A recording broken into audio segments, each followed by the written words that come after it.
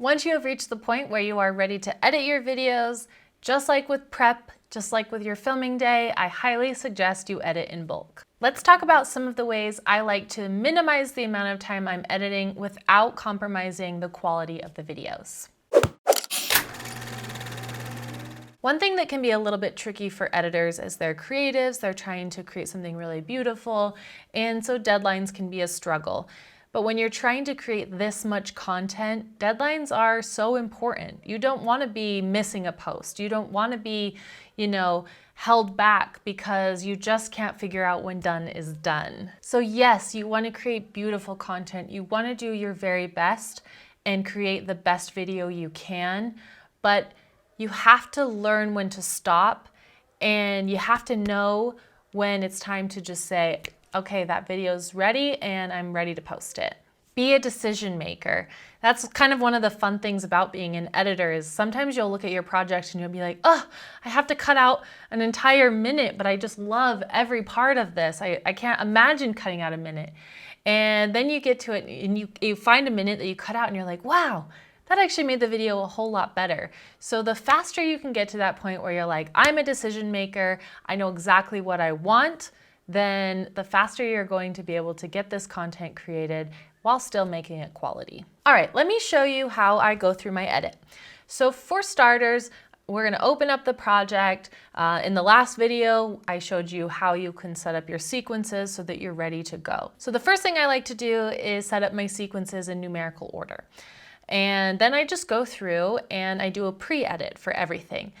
Instead of doing one video at a time, I like to do each step for every single video all at the same time. It's not imperative that you do it this way, but I find that this helps me move along very quickly and get all of the videos done at the same time. If you're on more of a timeline where you're like, oh, I just need a video for next week, you'll probably just want to hurry up and finish that one video, and then you can go through and do the rest at the same time because you just need to get that video done and out. When I set up my project, I put the assets folder in the project. So it's very easy for me to then go through and add all of the assets again at the same time. Then it's really simple for me to just go over to the folder and bring down my stinger for each timeline, bring down my lower third, bring down my end card, and just have everything there and ready to go. Some of this might seem really silly, right? Like, how big of a deal is it to have to go and bring stuff into each sequence? It's not that big of a deal, right?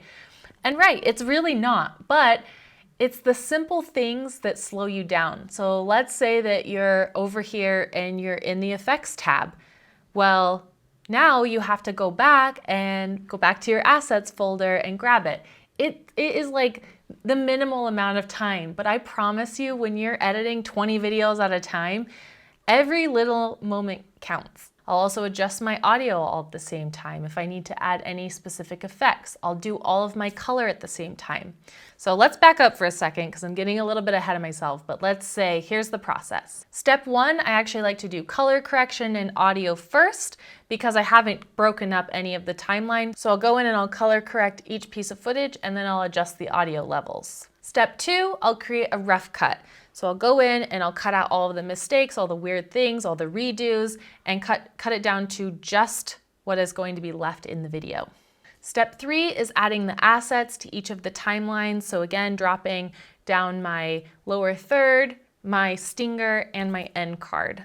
Step four, I'll copy and paste any assets. I'll go through and make any notes of any B-roll that I want to add in, anything like that. Any finessing, any additional, color correction I might need to do, any effects that I want to add, any B-roll that needs to go on top. Step five, I'm going to export out every single one of my videos all at the same time.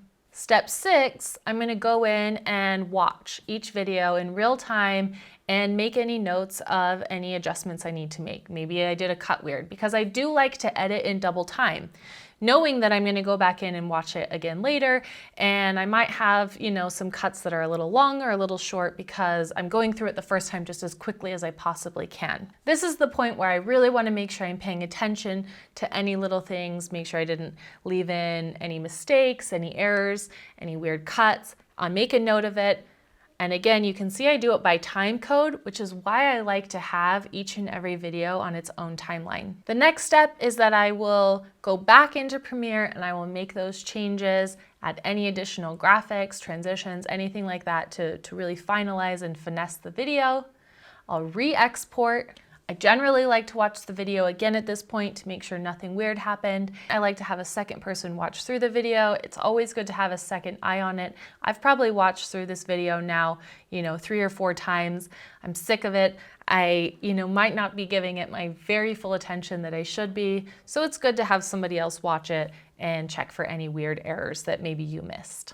The biggest thing I would say is that although I do have a system and I'm trying to kind of crank these videos out, I don't ever want to get to a point where I'm completely automated, right? Like I want to be able to do these quickly, but I still want to have that editor's touch, that creativity. You want to have a step in there where you're like, okay, this is where I get to go in, have a little bit of fun. I've done sort of like the rough cut, and now I can just like really add some flair to it. One way you might want to do this is have a second editor. Maybe you have an assembly editor and then you have somebody who finalizes the edit. That way they haven't been staring at it multiple times and maybe they can look at it from a different point of view, a different perspective, and kind of bring a different way of editing to the video so that it doesn't get stale.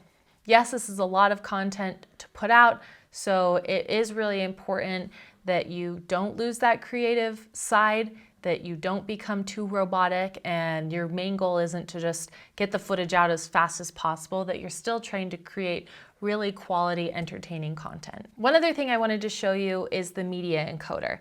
There's 2 different ways you can export out in Premiere. You can either export directly in Premiere, so as you're going through and you're exporting, you can just hit export and it will do it right there.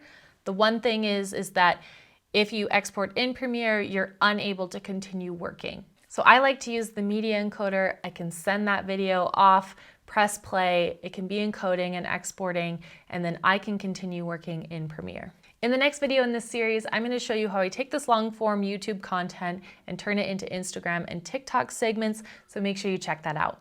We are your video allies. You've got this, we've got your back, and we cannot wait to see what kind of content you create.